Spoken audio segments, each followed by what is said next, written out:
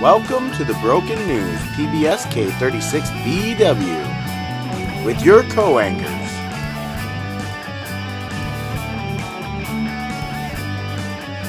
Justin Harris,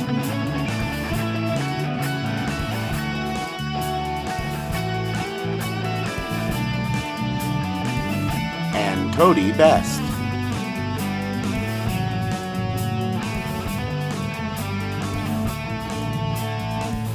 And weather with Conrad Jenkins.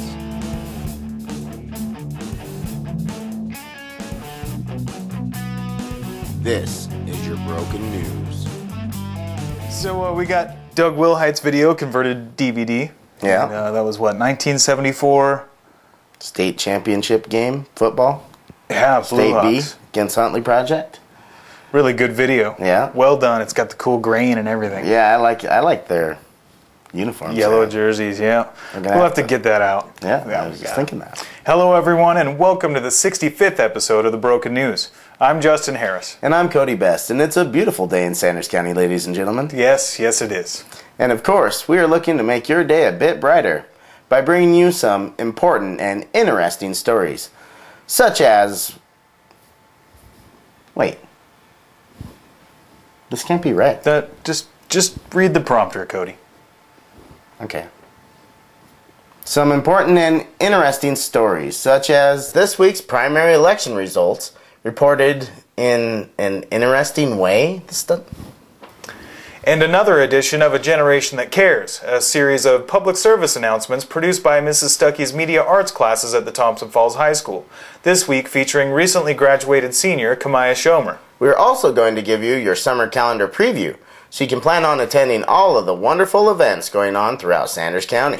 With a musical selection from one of our favorite summertime events. And sights and sounds of Huckleberries Gone By to get you ready for this year's Huckleberry Festival. Not to mention an inspirational video montage to get you excited about this year's Sanders County Fair. And of course, with all that, we'll be bringing you weather with Sanders County's very own Conrad Jenkins. And viewers, don't forget the contest on our show where you can count the number of times we say Sanders County for a gift certificate to Little Bear Ice Cream. It's so easy. All you have to do is count the number of times we say Sanders County. I mean, how many times can we really say Sanders County in a half an hour? Well, we probably say Sanders County more than we actually realize.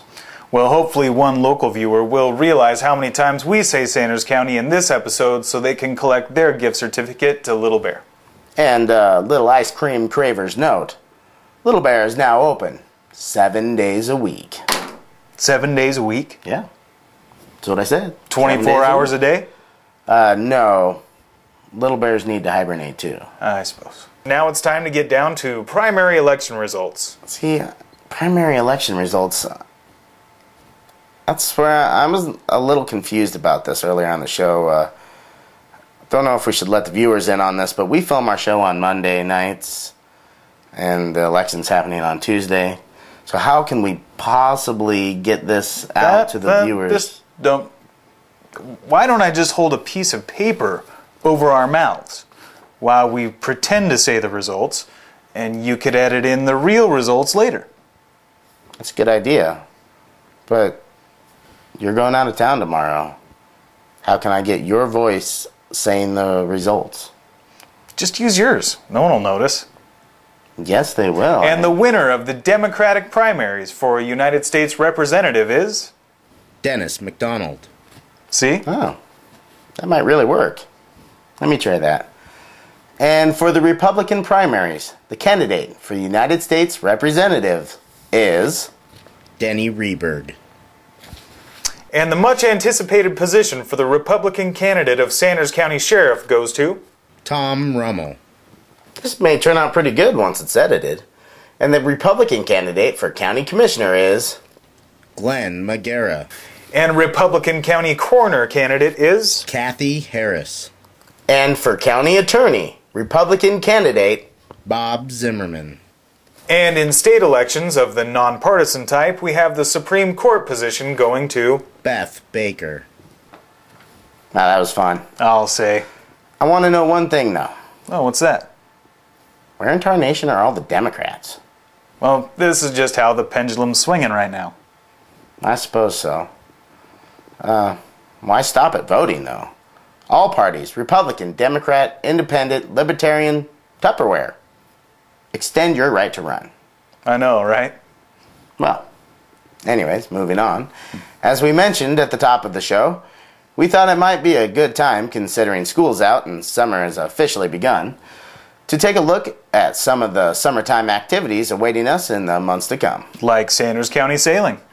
June 11th is the last day residents of Sanders County can register to participate in the 4th annual Sanders County Yard Sailing event, which is scheduled for Friday, June 25th and Saturday, June 26th.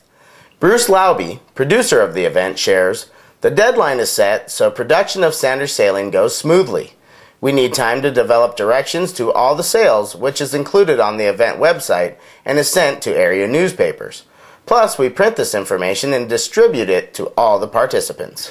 Sanders County Sailing was developed as a cooperative effort to improve the area's economy by not only creating an event that brings shoppers from out of town for the weekend, but locals can use the event to sell items that are no longer needed and might just be collecting dust.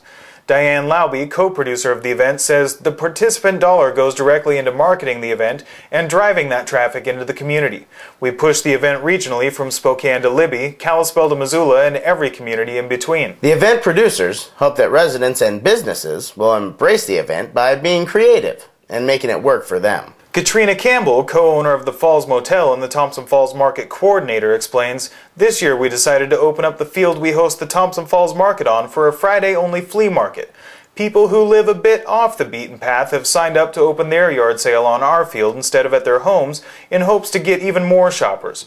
She continues by saying, "We had a sale for the last 2 years and it seemed like it would be more fun to be with friends for the day." To sign up for Sanders County Yard Sailing, go to www.sanderssailing.com and download the form. Or call the Laubys at 827-0404 with questions. In other news, the Thompson Falls Players have announced that performances are about to begin for the melodrama The Ballad of Gopher Gap. This performance does not only consist of the play, but it also includes original and reworked material, and all the cast members are local, from all over Sanders County, and they'll be led by co-directors Ray Schaefer and Newman Ryan. Performances will be held at the Thompson Falls Junior High Gym starting first on this Friday and Saturday, June 11th and 12th at 7 p.m., and Sunday, June 13th at 3 p.m. Their second round of performances will run next Saturday, June 19th at 7 p.m., and will conclude Sunday, June 20th, starting at 3 p.m.